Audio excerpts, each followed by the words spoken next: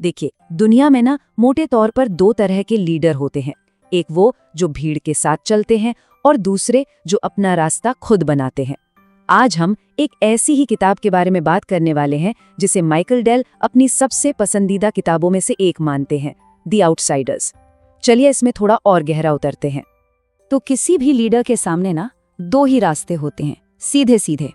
या तो भीड़ के पीछे चलिए, जो आसान लगता है, जहां शोर है, भावनाएं हैं, या फिर अपना रास्ता खुद बनाइए जो फैक्ट्स पर, लॉजिक पर और लंबे समय के नतीजों का टिका होता है।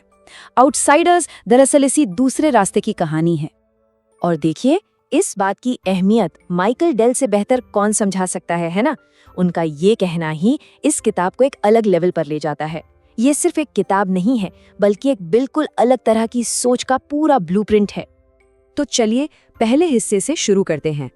किताब का जो मूल विचार है वो यहीं से शुरू होता है कि लीडर्स दो अलग अलग तरह के होते हैं, और यही विलियम एन थॉर्नडाइक जूनियर की इस किताब का सेंट्रल आइडिया भी है।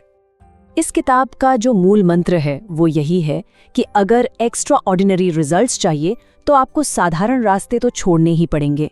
ये किताब ऐसे 8 सीईओज की कहानी है जिन्होंने मार्केट के शोर को पूरी तरह से इग्नोर कर दिया और कमाल का अविश्वसनीय विकास हासिल किया। उन्होंने ये साबित कर दिया कि अलग सोचने से ही अलग नतीजे मिलते हैं। तब सवाल ये उठता है कि ये आउटसाइडर सीईओ आखिर है कौन? मतलब क्या चीज इन्हें अपने समय के बाकी बड़े बड़े हाई प्रोफाइल सीईओ से अलग बनाती थी? चलिए समझते हैं। हम जब भी किसी सीईओ के बारे में सोचते हैं तो एक चकाचौंध वाली इमेज दिमाग में आती है ना? लेकिन ये लोग बिल्कुल उल्टे थे। उनकी ताकत बड़ी बड़ी प्रेजेंटेशंस देने में नहीं थी, बल्कि चुपचाप बैठकर गहरी सोच में और सही मौके का धैर्य से इंतजार करने में थी। और यही इन सीईओज का मूल विश्वास था। उनके लिए बिजनेस एक युद्ध की तरह था, और इस युद्ध में असली हथियार पॉपुलैरिटी नहीं बल्कि कैपिटल एलोकेशन था, यानी पैसे का सही इस्तेमाल। और इसी कॉन्सेप्ट को हम अगले सेक्शन में समझेंगे। तो अब आते हैं उस असली हथियार पर, वो एक सबसे जरूरी स्किल जो इन सभी आउटसाइडर सीईओज को एक साथ जोड़ती थी और उनकी सफलता के पीछे की सबसे बड़ी वजह थी। ये कोई बहुत मुश्किल स्ट्रैटेजी नहीं थी, बल्कि एक बहुत ही फंडामेंटल सिद्धांत था। तो ये कैपिटल एलोकेशन आखिर है क्या? चलिए इसको एक आसान से उदाहरण से समझते हैं। मान लीजिए आपके पास एक बगीचा है और पानी लिमिटेड है, तो क्या आप हर पौधे को बराबर पानी देंगे? नहीं ना। आप उस पौधे को सबसे ज्यादा पानी देंगे जिसमें सबसे ज्यादा फल देने की क्षमता है। बस कैपिटल एलोकेशन भी ठीक यही है, कंपनी के पैसे को उन जगहों पर लगाना जहां से लंबे समय में सबसे ज्यादा फायदा हो। इस एक सोच ने, इस एक मानसिकता ने उनकी कंपनियों को चलाने का पूरा नजरिया ही बदल दिया। उनके लिए कंपनी सिर्फ सामान या सर्विस बेचने की जगह नहीं थी। नहीं, वो इसे एक कैपिटल मशीन की तरह देखते थे, जिसका काम था पैसे को सही जगह लगाकर और ज्यादा वैल्यू पैदा करना। और ये कोई एक दो लोगों की कहानी नहीं है। इस किताब में टॉम मर्फी से लेकर वॉरेन बफेट तक अलग अलग इंडस्ट्रीज के 8 ऐसे कमाल के सीईओज की बात की गई है। इन सब में एक ही बात कॉमन थी, कैपिटल एलोकेशन की जबरदस्त समझ। ये लिस्ट दिखाती है कि ये रिसर्च कितनी गहरी है। तो चलिए अब बात करते हैं उन 4 जरूरी सबकों की जो हम दी आउटसाइडर्स से सीख सकते हैं। ये वो सिद्धांत है जो कोई भी लीडर अपनी सोच में शामिल कर सकता है।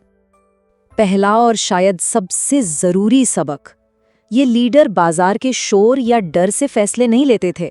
जब पूरी दुनिया डर के मारे बेच रही होती थी, तब ये लोग शांत दिमाग से हिसाब लगाते थे कि क्या ये खरीदने का सही मौका है। उनका हर फैसला फैक्ट्स और डेटा पर आधारित होता था, इमोशंस पर नहीं। दूसरा सबक, धैर्य यानी कि पेशेंस। ये सीईओ रातों रात अमीर बनने वाले खेल में थे ही नहीं। वो सालों तक चुपचाप सही मौके का इंतजार कर सकते थे, और जब वो मौका आता था तो वो एक बड़ा सोचा समझा दांव खेलते थे। उनकी सफलता हर 3 महीने में नहीं बल्कि दशकों में मापी जाती थी। तीसरा सबक बहुत दिलचस्प है। देखिए, नंबर्स कभी झूठ नहीं बोलते, लेकिन हमारा ईगो, हमारा अहंकार वो जरूर बोलता है। इन सीईओ ने अपने बिजनेस के फैसलों से ईगो को पूरी तरह बाहर कर दिया था। अगर नंबर्स सही नहीं है तो डील नहीं होगी, चाहे वो देखने में कितनी भी अच्छी क्यों ना लगे। और हाँ, वे अपनी गलतियों को मानने से भी कभी नहीं कतराते थे। और चौथा और आखिरी सबक सादगी में ही जीत है। मतलब सिंपल इज पावरफुल। आउटसाइडर्स ने हमेशा चीजों को सरल रखा।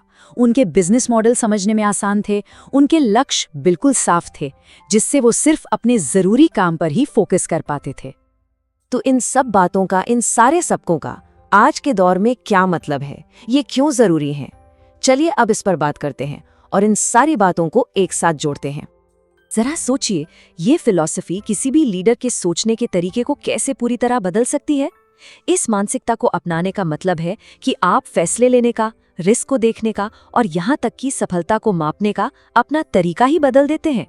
ये सिर्फ बिजनेस चलाना नहीं है, ये असल में स्थायी वैल्यू बनाना है।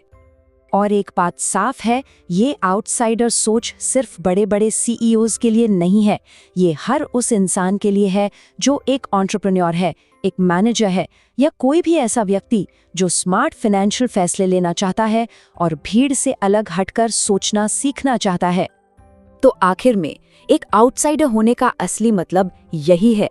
ये सिर्फ अलग दिखने के लिए अलग होना नहीं है, ये गहरी सोच, सोचे समझे कदम और ऐसे फैसलों के बारे में है जो अपने समय से आगे हों और जिनसे स्थायी वैल्यू बनती हो। और ये किताब उस रास्ते पर चलने का एक जबरदस्त ब्लूप्रिंट है।